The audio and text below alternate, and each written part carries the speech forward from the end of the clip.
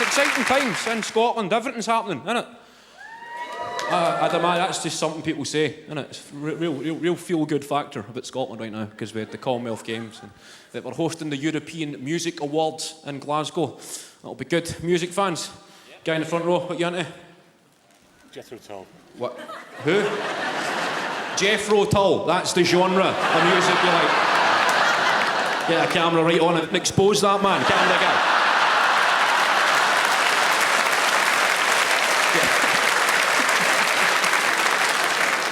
What's Jethro Tull's biggest hit?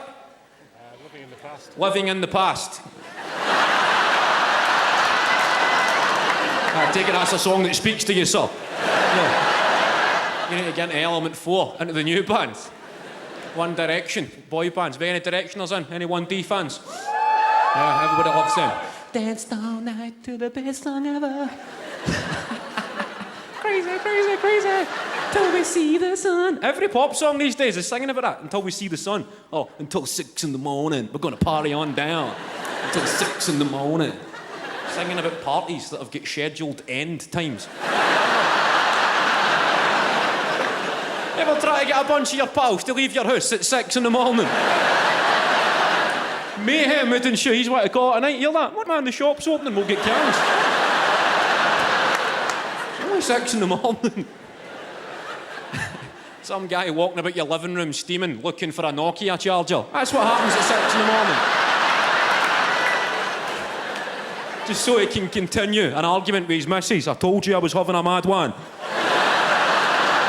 That's the only justification for having a mad one. He told her he was having a mad one. I thought you were going to your Moz to watch Strictly anyway. It's 6 o'clock in the morning, Ryan. How do I know what time Strictly finishes? Highlights of a game of FIFA that was played about 3 hours ago, still playing on the telly. He's looking up thinking it's Sky Sports. When the Dogs L beat Brazil. Oh, aim after the game, fuck's sake. What's your name, sir? Ian. Where are you from, Ian? You live in Edinburgh now. So where are you from, Ian? You're from Belfast. I love the accent, though. You make me sound like Michael Bublé over there. There's a bomb in the biscuit tin. That's the way they sound. No, it's calmed a wee bit, innit? It's the troubles. It's calmed. Golf, that's the thing, innit? Rory McIlroy, Darren Clarke, Graham McDowell. They've ditched the guns and bought golf clubs. It's good to see. They're still chucking the odd petrol bomb, but they're shouting for.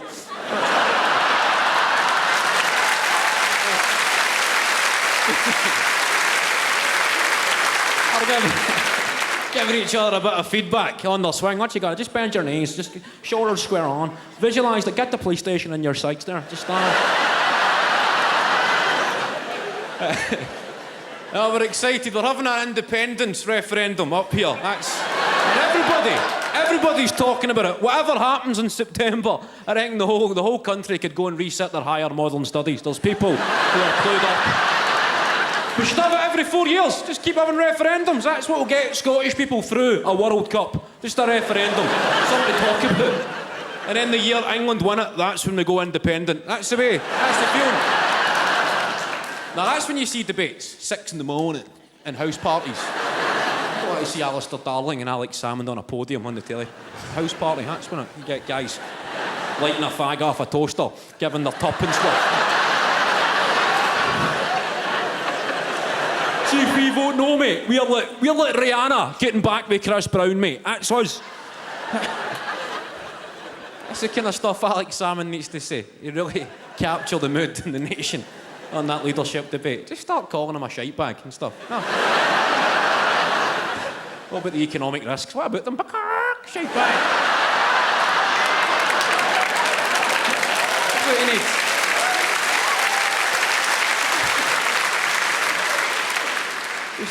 He'll win the people's hearts if he done that. Just maybe throw him a wee dummy punch just to make him flinch on the telly. No currency union, yeah, bam.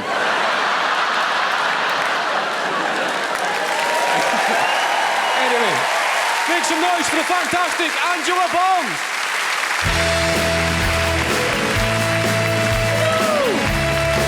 How you doing? You all right?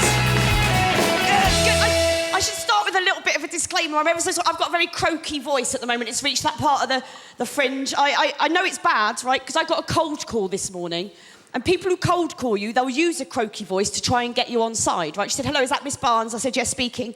She said, oh, Miss Barnes, you sound like you've got a terrible cold. I said, really? You sound like you've got a third in media studies from Luton. What do you want? We'll crack on anyway. I knew I was looking rough this morning, right? But I was walking down the Royal Mile and nobody handed me a flyer for a show. Nobody. But somebody did hand me a leaflet called The Truth About Drugs. Charming, isn't it? I don't do drugs, ladies and gentlemen, I don't. But I do worry that I might be missing out a little bit. Right, so I've got a plan, and that is that I'm going to start doing Class A drugs when I'm in my 80s. Because why wouldn't you, right? You haven't got to get up in the morning, have you? Right? You'll never have trouble finding a vein. And I'll tell you what, you might not be able to afford to heat a bungalow, but I bet you can afford to heat a teaspoon, then you won't give a shit how cold you are. I can't believe the amount of sports people that do drugs. That blows my mind, right? We had Lance Armstrong, didn't we? Last year, Frankie Dettori, the jockey, got a 6-month ban from horse racing for using cocaine, right? Now, call me naive, but in horse racing, wouldn't it make more sense to drug the horse? Unless you're planning on carrying that thing to the finishing line, I don't know. But apparently they do drug their horses, right? A couple of trainers got done recently for drugging their horses. I mean, presumably not with cocaine. Don't know if you've ever tried to get a horse into a toilet cubicle. If you have, your stag do's gone horribly wrong, isn't it? Think of the mess it'd make for a start. You'd be like that. Tell you what, though, if you are planning on drugging your horses, right, you want to make damn sure that the rider's not on drugs as well. Because you know what happens, don't you? If you've got a horse that's on drugs and a rider on drugs, dressage.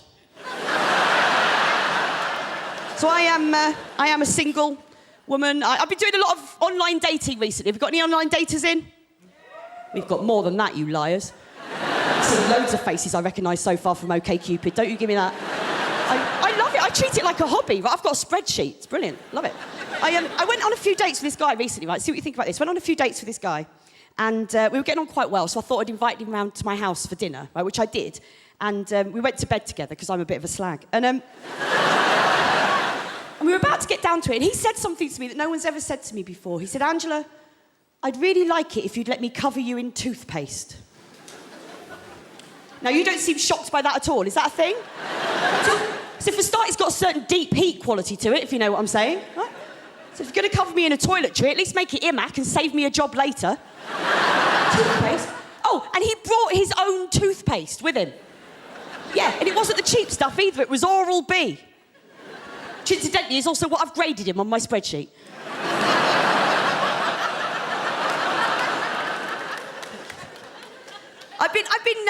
I've been swimming a lot. I learnt to swim this year. I know, 37, just learnt to swim. I thought next year I might join the Brownies. We'll see how that goes. You know, in the Brownies, right, they've now got a self-esteem badge. How shit are you going to feel if you don't get it? I recently did a sponsored swim, right? And it was 1,500 metres, and I'd only just learnt to swim. And one of the people that was there cheering me on was Duncan Goodhue. And he was there cheering me on. And because I was the slowest, I was the last one left in the pool at the end of this sponsored swim. And he jumped in and he joined me for my last length. How cool is that? But I had no idea he was going to do it. First I knew of it, I looked behind me, I thought one of my tits had fallen out of my swimming costume. I think he quite enjoyed it when I tried to put it back in again. Enjoy the rest of your night with Angela Barnes. Thank you very much.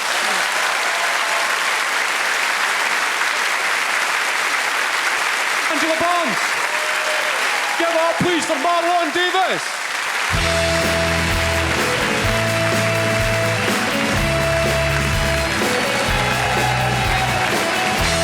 Yes, hello. Every time I'm on stage, I always get women throwing themselves at me. All right, maybe not tonight. I used to, you know. I've been with my girlfriend for 7 years. I've been doing stand-up for 8. But in that first year, it used to happen all of the time.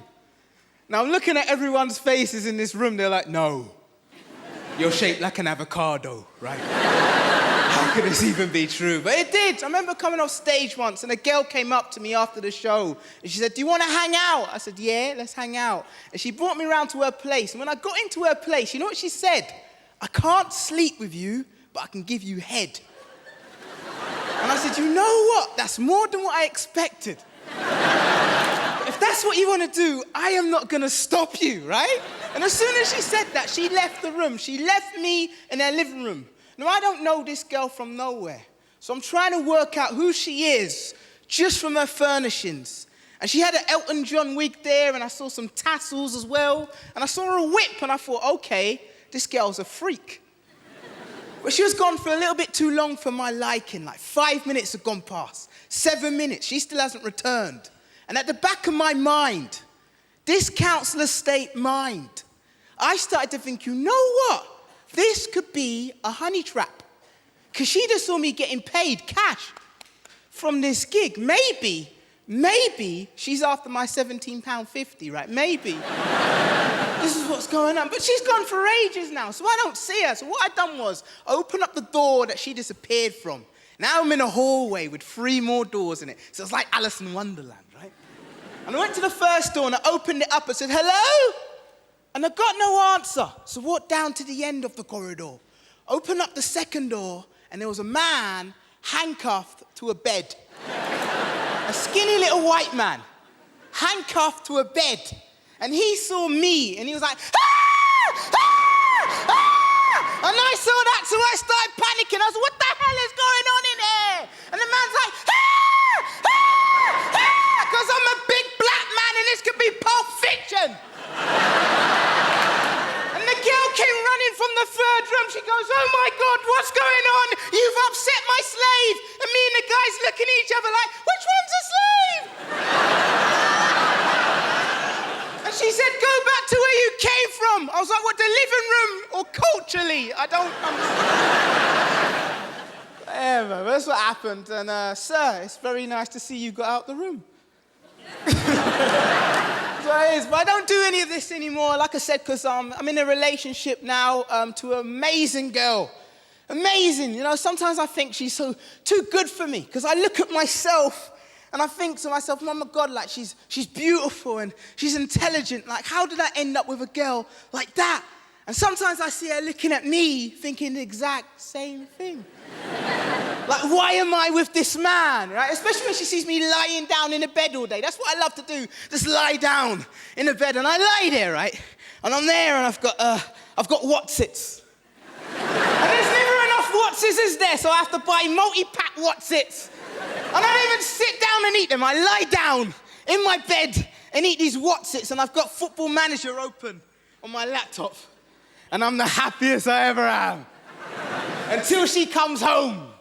And she's upset with me because the place is a mess. There's clothes everywhere. The dishes are all piled up. She comes marching up the stairs. She kicks the door open and she sees this big fat walrus lying down in a bed with a sea of empty What's-It packets. And she goes, what's going on in here? You've done nothing all day. What have you done? But she doesn't know I've won the Champions League.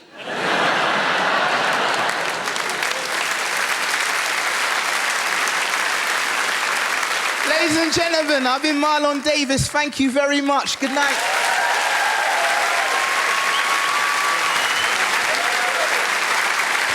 Give up for Marlon Davis. This guy's all the way from New York via Dublin. He used to put me up, let me stay on his couch in Dublin. A big mate of mine. Welcome to the stage, Des Bishop.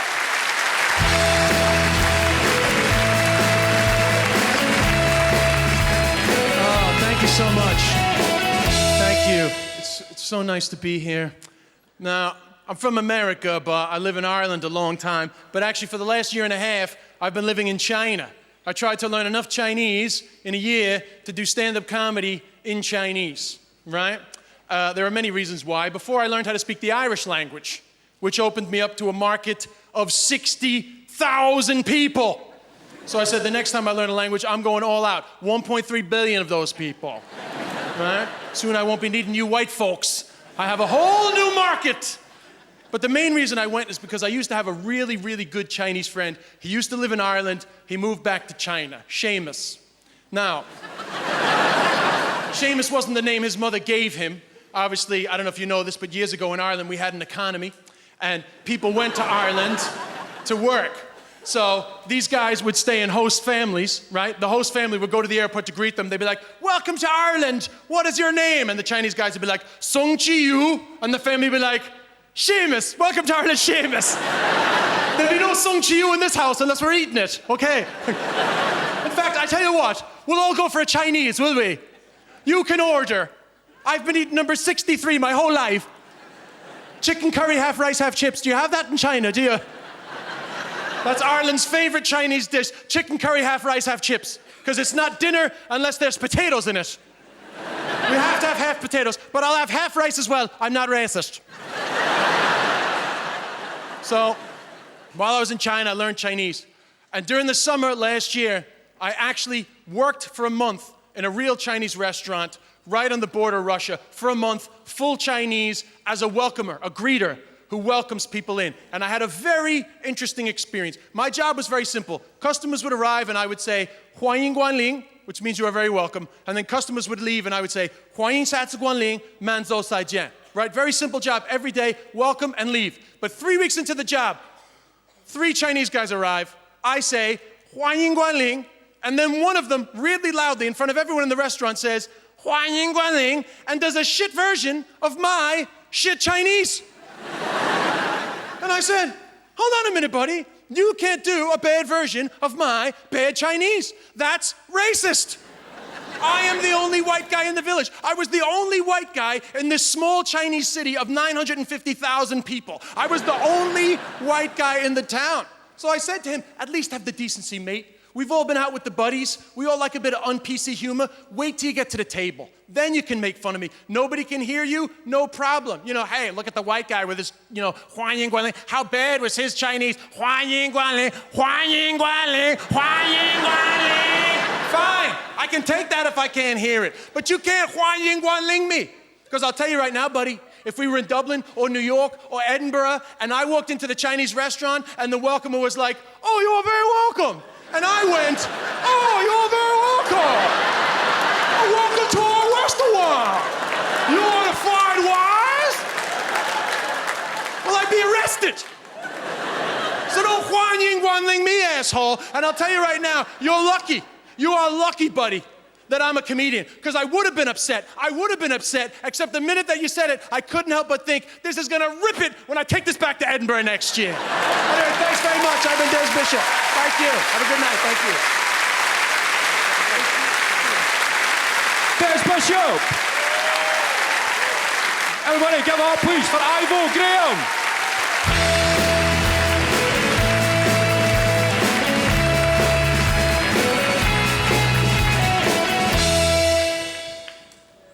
Good evening.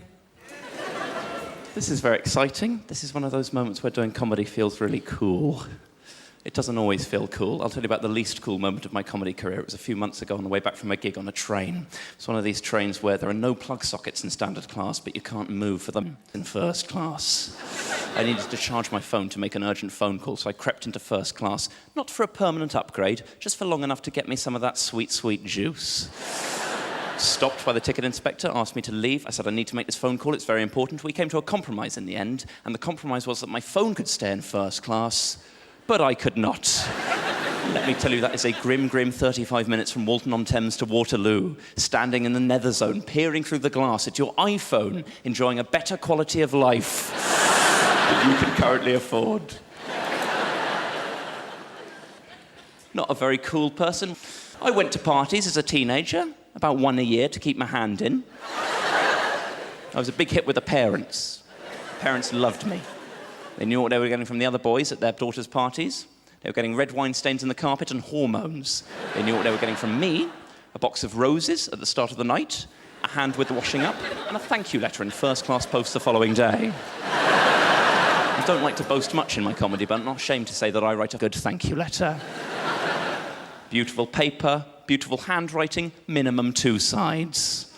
I would always write my address in the top right-hand corner, just in case any of the mums wanted to write back. They never did, but it's good to give them the option. The date underneath, the classic six-figure date formation, day, month, year. Unless it was an American family, obviously, in which case it was day, month, year, because they've got to learn. Changing the world one letter at a time. It's very exciting. My life's got more exciting recently because I've started seeing a woman. It's very exciting. And she's been seeing me, obviously, that's crucial. Two-directional seeing on a regular basis. Who'd have thought it? Finally! It's taken me a long time in my life, but I've got there. It's very, very exciting. Is she my girlfriend? Yes and no. That's my response and her response, respectively.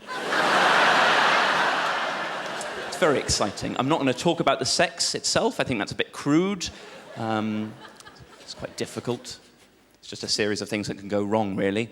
On a good day, you'll pull a muscle. On a bad day, you'll create a life. No, thank you. If I wanted to pull muscles while creating lives, I'd play The Sims on a treadmill. I'll tell you what's exciting is the reaction from other men.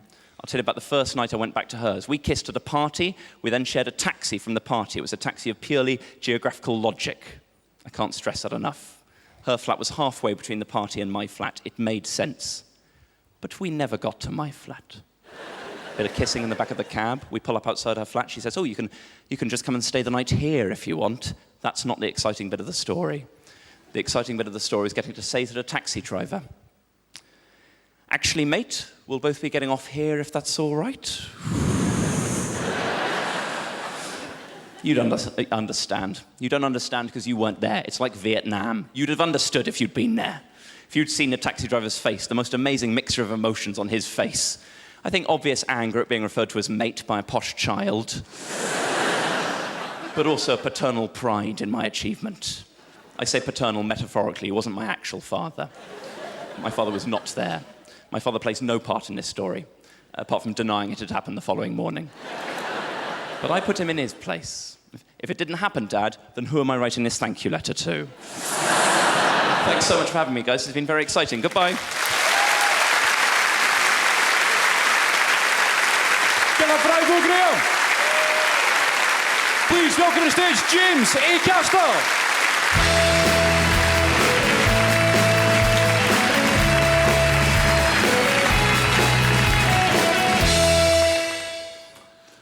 Thank you. Cheers. Good to see you. Nice to be here in Edinburgh. Feeling a bit homesick. I miss Pret a Manger. I love Pret a Manger. If you don't know Pret a Manger, it's an authentic French restaurant. So much in there, so much to manger. So much. I love manger in there. So much. I could have worked at Pret a Manger, man. I could have been a supervisor. I turned it down. Too much pressure. Too much pressure, man. Leadership, it looks fun. It's stressful. It's like if you ever see anyone leading a conga. Oh, on the outside, they're loving it, sure. The whole time.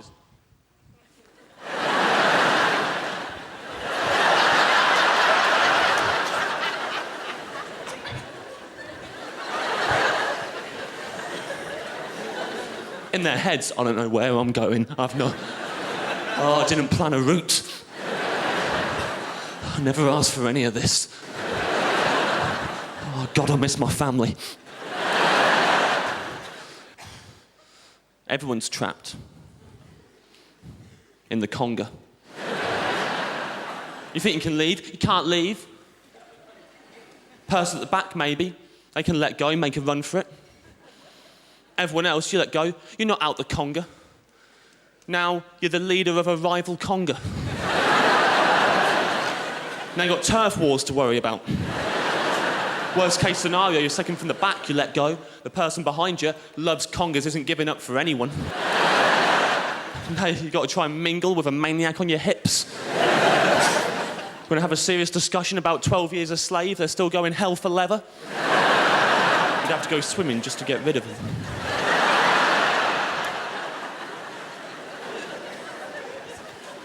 Trying to better myself. Trying to learn how to play pool lately. That's hard though, before you even start. Got to set the balls up in that triangle. Don't know what order they're meant to go in. Like 7 yellows, 7 reds, 1 black. They're not an easy-to-memorise pretty pattern. Like, if you want to remember the order of the colours of the rainbow, just remember Richard of York gave battle in vain, right? Easy. There's nothing like that when it comes to the pool balls. Until now. I had a night off. Got a pen and paper out. Now, if I ever need to set those pool balls up, I'll just remember renovating your rock and roll bungalow yielded yesterday's Ritalin, yet raspberry ripple yin-yangs repel yoghurt.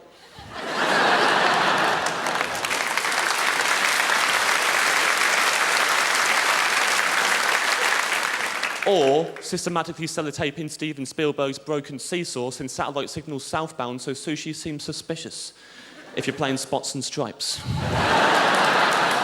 Goodbye.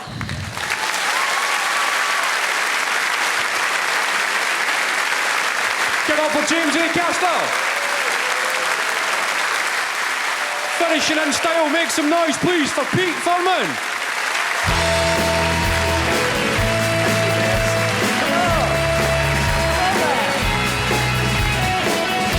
Lovely. That's very nice. Good evening. Hope you're all well. My name's Pete Firman. I'm a magician. I'm going to warm you up with a card trick. There's a lady here with a black top. What's your first name? Trish. Trish. Is it Trish? Trish. Trish, take this pack of cards. I'm just going to toss it to you there, Trish. Ensure that is a perfectly ordinary pack of cards and take your time because we're going to do the trick with this deck. Trish, you're familiar with the deck of cards. All the faces are different. All the backs are the same. Nothing to do with me. That's how they make them. That's how they make them, Trish. A little bit of humour there. Tiny bit of humour there. Don't judge. OK, Trish, I'm going to have you select a card in the fairest manner that I know. I'm going to let the cards sort of fall. They're going to fall from hand to hand. And you're going to say stop, and wherever you stop, that'll be the card that you pick. Understood? All right, so just as they go from paw to paw. Stop. Missed it that time, Trish. That's fine now. No. Wait till I start, Trish, all right? Starting to get on my tit. 3,000 people. Could have picked anyone. All right, so just as they go from hand to hand there, Trish. Missed it again, Trish. Trish, I'm not asking you to crack the Da Vinci Code here, Flower. This is just... It's one word. That's all there is to this. So just as they go... It's not easy. There's 52 chances. It's not easy. OK, so just, Trish, I'll go half this. Very good. Trish, take the card that you've stopped me at. Pop to the edge of the stage here. Have a little pee-pee-poos. Very good. Yeah, take it off there. Very good, Trish. Trish, I've got a pen inside my pocket. What I'd like you to do is I'll take that other deck from you. If I grab that, Trish, there we go. And if you can take the pen and write your name nice and big, capital letters on the face of the card that you hold in your hands. Nice and big. Gentleman friend here, Trish. Hello, mate. What's your name? Lee. Having a good time there, Lee? Good stuff. Good. Do me a favour, Lee. Just blink every now and then. It's a bit creepy. And just try and keep your eyes above my crotch. It's off-putting. All right. So just, Trish, how you doing? You done that? There's not many letters. It's not tough. All right. I'll take it back. I'll take it back. Now, Trish, if I hold it like this, is that the right way around for your name? Is it that way? Okay. So I'm going to show this. You can return to your seat there, Trish. Friends, this is Trish's card. I don't know the value. I don't know the orientation of the signature. Have a good look. Trish has virtually bent it in half, so it should be a doddle to find. I appreciate the help, Trish, because I'm not as good as the other boys. I'm going to mix up the card in the pack. Going to show you a few sleight of hand manoeuvres. Should you ever be in a game of cards, these are the moves you've got to look for. First manoeuvre is called a riffle shuffle. This is called a riffle shuffle. That's that one. That's a riffle shuffle. Next one's called a Paris Hilton shuffle. Paris Hilton shuffle. Looks good. Does bugger all. Oh. Right. Is she in? Is she in? No, not in. All right. Next is the rarely seen, quite difficult. Sometimes this gets a little pitter-patter of applause. This is the one-handed riffle shuffle. Let's see if this is achievable in Edinburgh. Oh, the boy wonders halfway there. Yikes.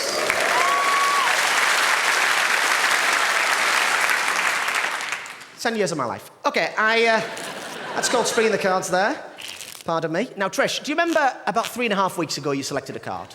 And I've shuffled up the pack. I've mixed them up. I've shuffled them up. Inside of my pocket here, Trish, I've got a little envelope, which happens to be empty. I'm going to drop the entire pack of cards inside of said stationery. I'm going to give them another little mixy move like that. I've got one more manoeuvre to show you, people. One more manoeuvre. This one is called the Glasgow Shuffle. This is the Glasgow Shuffle. You mix them. Pal. OK, I'm going to skewer the envelope on the blade of the knife. At the moment, Trish, you're thinking of one card alone. It's got your name across, so we'll know it straight away. Here we go.